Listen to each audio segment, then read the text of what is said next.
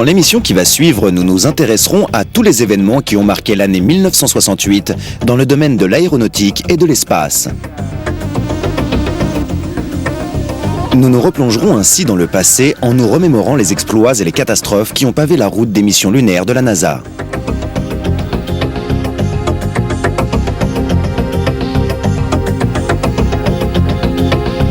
Et nous vous rappellerons que le sport est la clé de la santé. Mais dans l'espace, il manque un élément crucial pour maintenir le corps humain en bonne forme, la gravité. Nous étudierons les effets d'une exposition prolongée à la microgravité et les solutions à y apporter.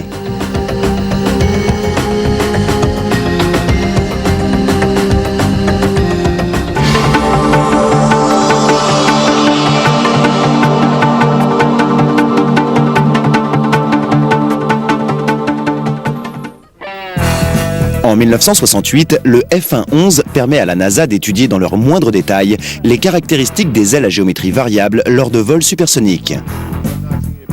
Pour étudier les vols à plus de 5500 km/h, la NASA utilise l'avion-fusée hypersonique X-15.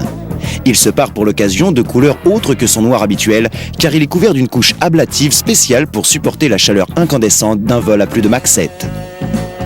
Le 3 octobre 1968, le commandant William Knight établit un nouveau record de vitesse aux commandes du X-15, 7297 km/h. Comme d'habitude, le X-15 décolle sous le ventre d'un B-52. Lorsque l'altitude désirée est atteinte, le X-15 se décroche de son porteur et s'élance seul à l'assaut du ciel.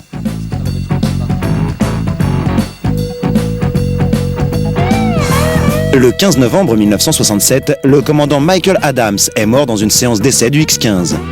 C'était le premier accident de ce genre depuis le début du programme en 1959. En 1968, on teste avec succès un fuselage porteur, le HL-10. Ce genre d'appareil est à l'étude dans l'optique d'engins spatiaux réutilisables capables d'atterrir après leur mission plutôt que d'être parachutés dans l'océan. Leur conception trapue permettra aux astronautes de manœuvrer l'appareil durant le retour dans l'atmosphère et de le poser comme un appareil conventionnel.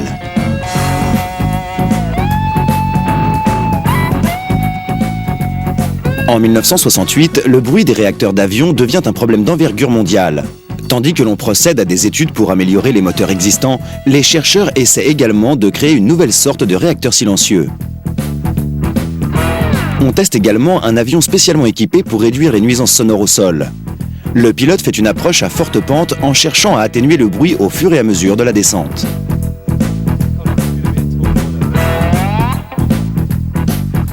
Les chercheurs finiront par combiner toutes les techniques existantes de réduction de bruit pour tenter de créer un moteur véritablement silencieux.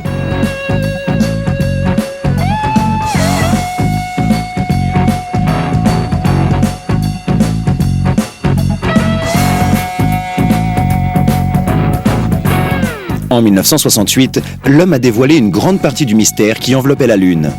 Elle a été photographiée, explorée, forée et analysée. Surveyor 7 est le dernier rejeton d'une série de sondes spatiales à atterrir sur la Lune. 5 des 7 Surveyor ont réussi leur atterrissage pour ensuite procéder à diverses opérations. Les photographies de Surveyor démontrent qu'il est possible de faire atterrir une navette habitée sur la Lune sans que le sol ne se dérobe. Les clichés montrent également qu'il y a moins de gros rochers qu'on aurait pu le croire, mais qu'il faudra compter avec un très grand nombre de petits cratères. On découvre également que la surface de la Lune est recouverte d'une matière similaire à une sorte de basalte terrestre.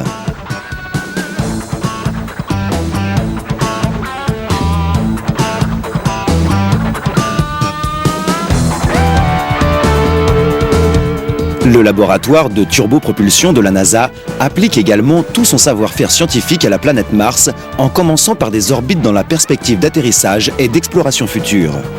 On considère par exemple l'utilisation d'une capsule d'atterrissage en forme de roue, mais l'idée est rapidement écartée.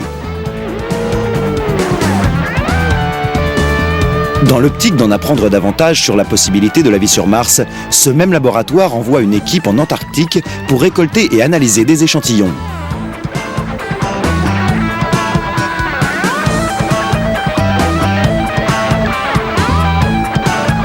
Le Soleil, bouillonnant et turbulent, affecte tous les phénomènes terrestres. Son étude permet d'apprendre beaucoup de choses sur notre propre environnement. C'est le but des sondes interplanétaires Pioneer. 2 d'entre elles sont lancées en 1968. À un point de leur voyage, après des millions de kilomètres dans l'espace, elles passeront directement derrière le Soleil. Les données qu'elles envoient offrent une protection supplémentaire aux futurs astronautes lunaires par leur prévision des activités solaires.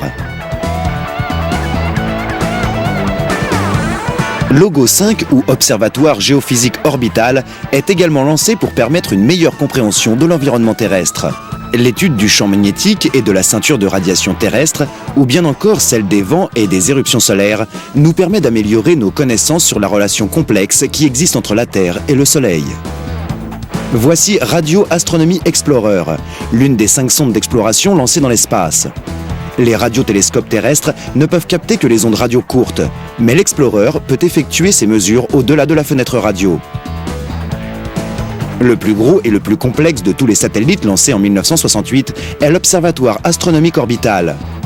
Ces 11 télescopes peuvent observer les étoiles avec une précision jamais obtenue jusque-là. Grâce à lui, les astronomes peuvent dresser la carte du ciel et mieux comprendre les origines du système solaire.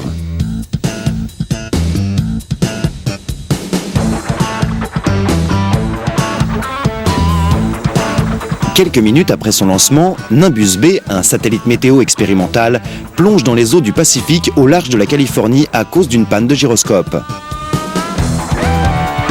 Les plongeurs récupèrent 2 inestimables générateurs nucléaires à 100 mètres de profondeur.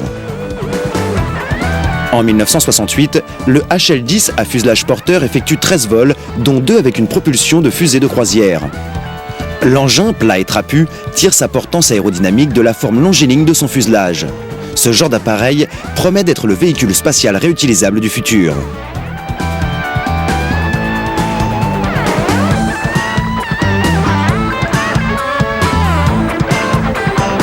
Après 9 ans et près de 200 vols aux portes de l'espace, on met un terme au programme X-15 avec 8 derniers vols en 1968. L'engin mi-avion, mi-fusée a été une plateforme d'essai unique pour la recherche sur les problèmes aéronautiques du vol spatial.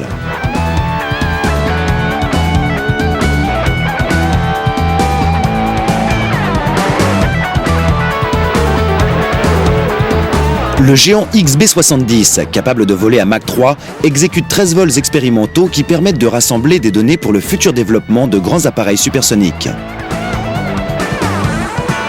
On fait également beaucoup de recherches sur divers types d'appareils à décollage vertical.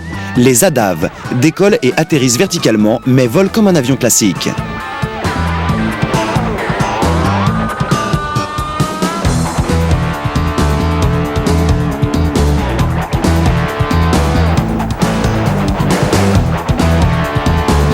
Une grande partie de la recherche aéronautique se déroule sur maquette. En voici une, très élaborée, lâchée d'un hélicoptère avant d'être radiocommandée depuis le sol. Ce genre d'étude permet de procéder aux tests les plus rigoureux sans mettre en danger la vie d'un pilote et pour un coût moindre qu'avec un véritable appareil. Comme nous le disions auparavant, le bruit émis par les avions à réaction est un problème de plus en plus envahissant. La NASA teste ici différentes modifications sur les moteurs pour étudier les effets que cela peut avoir sur les performances de l'appareil.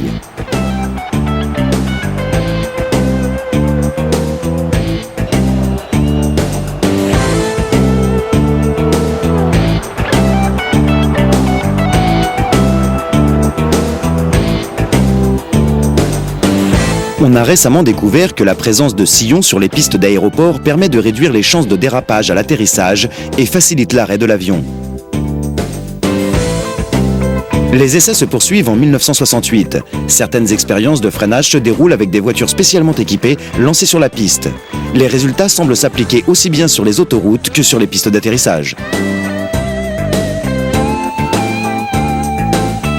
Au centre de développement des fusées nucléaires du Nevada, on teste un réacteur nucléaire très puissant. Ces essais ont pour objectif la construction de fusées à moteur nucléaire pour des futures explorations de l'espace lointain.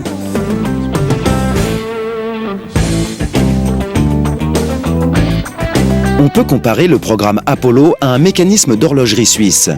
Les hommes et les machines doivent être le plus près possible de la perfection. Dans la plupart des cas, l'entraînement des astronautes est autonome, mais suit de très près le développement des engins spatiaux.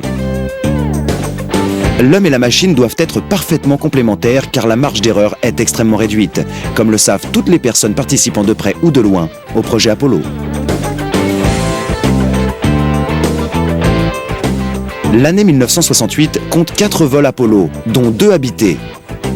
Tous sont étudiés pour préparer au prochain alunissage.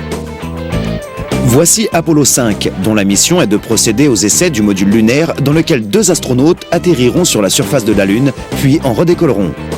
Le réacteur d'atterrissage, censé ralentir la descente, et celui de décollage, qui propulsera son équipage en orbite lunaire, sont testés avec succès. Pour s'assurer de la fiabilité du lanceur Saturne V, la capsule Apollo 6 non habitée est envoyée en orbite terrestre. Des caméras embarquées filment les séparations successives. Après 10 heures d'orbite, le module de commande fait sa rentrée dans l'atmosphère en simulation du retour de mission lunaire. L'étape suivante consiste à réaliser la même chose avec un vol habité. Nous voyons ici les astronautes Wally Schirra, Don Aisley et Walter Cunningham en apesanteur dans la capsule Apollo 7.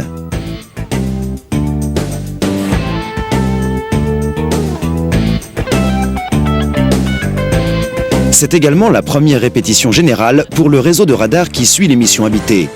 14 stations situées entre autres aux Bermudes, en Australie, en Espagne ou à Hawaï, ainsi que des avions et des navires, surveillent les moindres faits et gestes de la capsule Apollo.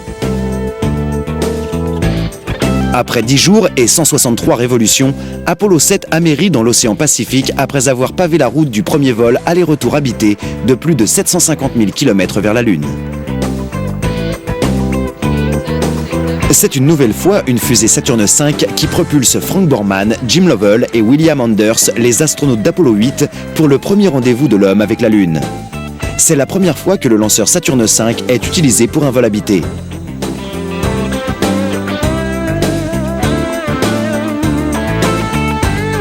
Durant le trajet vers la Lune, les astronautes vérifient sans cesse tous les systèmes de la capsule.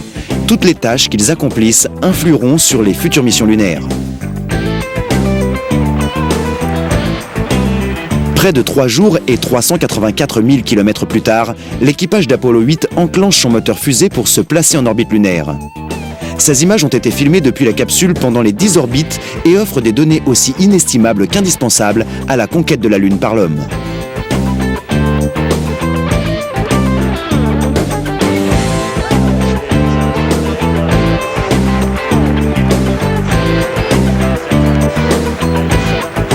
Les caméras et la capsule sont ensuite tournées vers la Terre. Après 3 jours de voyage retour et une rentrée dans l'atmosphère mouvementée, Apollo 8 amérit dans l'océan Pacifique en vue du navire de récupération. Apollo 8 est le dernier vol de cette année 1968 et marque un prélude historique au premier pas de l'homme sur la Lune et à l'exploration spatiale.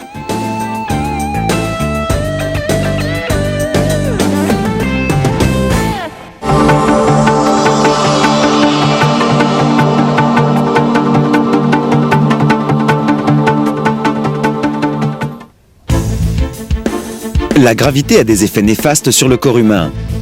On peut les ressentir lorsque l'on porte un sac à dos pesant ou que l'on essaie de gravir une côte à vélo. Mais le manque de gravité est également nocif. Après de longs séjours dans l'espace, il arrive que les astronautes soient dans l'incapacité de marcher. La gravité n'est pas qu'une force, c'est également un signal qui indique au corps la façon dont ce dernier doit réagir. C'est grâce à la gravité que nos os et nos muscles sont aussi solides. En apesanteur, les muscles s'atrophient très rapidement car le corps perçoit leur inutilité. Les muscles utilisés pour lutter contre la gravité, ceux qui nous permettent de nous tenir debout, peuvent perdre jusqu'à 20% de leur masse si on ne les met pas régulièrement à contribution.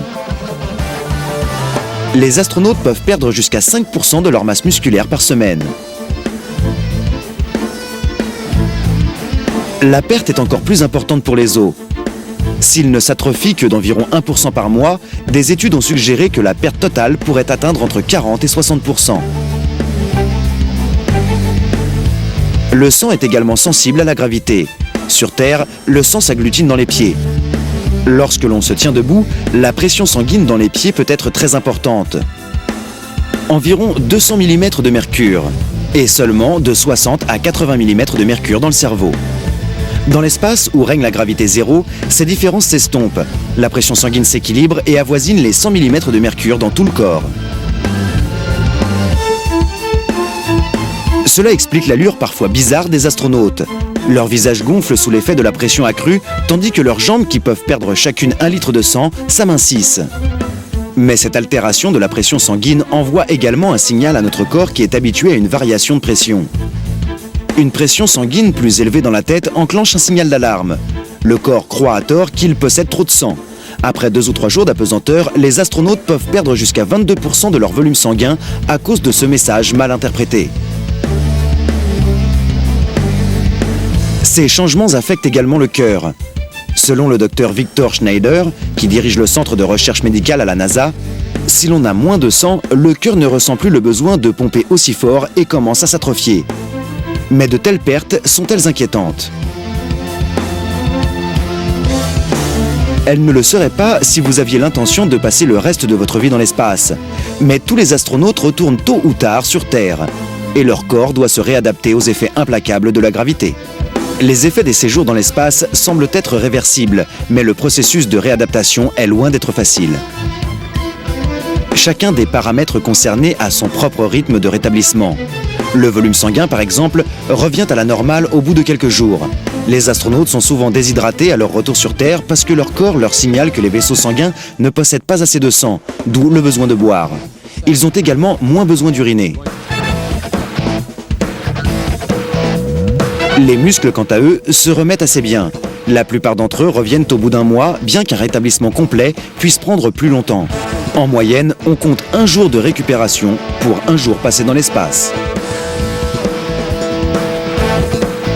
En ce qui concerne les pertes osseuses, le problème est plus compliqué. Pour un vol de 3 à 6 mois, on peut compter entre 2 et 3 ans pour récupérer ce qui a disparu. Certaines études ont même suggéré que les pertes osseuses étaient irréversibles. C'est pourquoi l'entraînement est essentiel. Selon le docteur Alan Argans, aujourd'hui professeur d'orthopédie à l'école médicale de l'université de San Diego après avoir travaillé à la NASA, il est très important de maintenir les astronautes en bonne condition physique. De cette manière, les membres d'équipage peuvent reprendre une activité normale dès le retour sur Terre sans avoir à passer par de longues périodes de réhabilitation. De plus, les astronautes visiteront peut-être bientôt d'autres planètes que la Terre. On entrevoit déjà une expédition humaine sur Mars, un voyage de 6 mois en apesanteur avant de débarquer sur une planète dont la gravité n'est que de 38%, celle de la Terre. Il faudra alors maintenir les astronautes dans un état de forme optimale. Une fois sur Mars, personne ne pourra les aider en cas de problème. Tout reposera sur leurs épaules.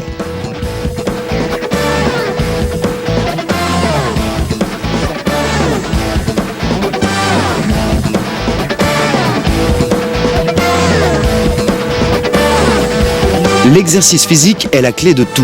Mais le sport dans l'espace est assez différent de celui pratiqué sur Terre, où la force de gravité fournit une résistance qui maintient la solidité des muscles et des os. Dans l'espace, même si l'on produit quantitativement le même effort que sur Terre, l'effet est loin d'être le même à cause de l'absence de gravité. Divers systèmes ont été inventés pour tenter d'imiter l'effet de résistance de la gravité. Une solution russe consiste à attacher des cosmonautes en train de courir à une roue avec des cordes élastiques. Mais ce système n'est pas assez efficace pour empêcher la perte osseuse, peut-être parce que la charge n'est pas suffisante. Les brides sont si inconfortables que les cosmonautes ne peuvent utiliser que 60 à 70% de leur poids. La NASA a aussi mis au point un appareil baptisé e-RED, ou appareil d'exercice à résistance variable. L'e-RED est constitué de contrepoids métalliques pouvant fournir jusqu'à 150 kg de résistance pour toute une gamme d'exercices. L'e-RED est encore en phase de test. Dans le même ordre d'idées, le Dr Argans et ses collègues ont développé le LBNP, ou Lower Body Negative Pressure. Il s'agit d'un caisson dans lequel règne une pression inférieure à la pression atmosphérique.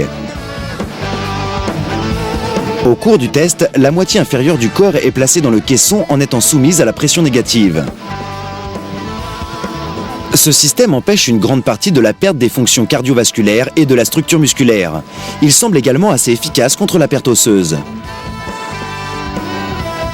Le LBNP permet aux astronautes de s'exercer avec un poids corporel effectif compris entre 100 et 120% de ce qu'ils ressentiraient sur Terre.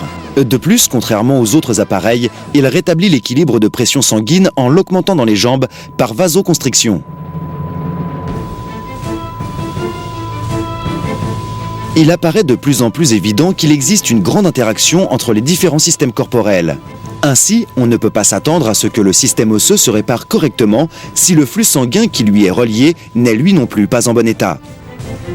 Les scientifiques ne savent pas encore vraiment comment s'y prend la gravité pour signaler au corps qu'il doit conserver la solidité de ses muscles et de ses os. Nous savons toutefois que, d'un signal mécanique, la gravité se transforme en signal chimique, un sujet sur lequel les connaissances sont très avancées. Mais les signaux mécaniques conservent tout leur mystère. La résolution de ces problèmes pourrait amener à de meilleures thérapies pour les personnes qui n'utilisent pas correctement la gravité sur Terre. Le vieillissement en est le meilleur exemple. La vie en apesanteur ressemble beaucoup aux effets du grand âge.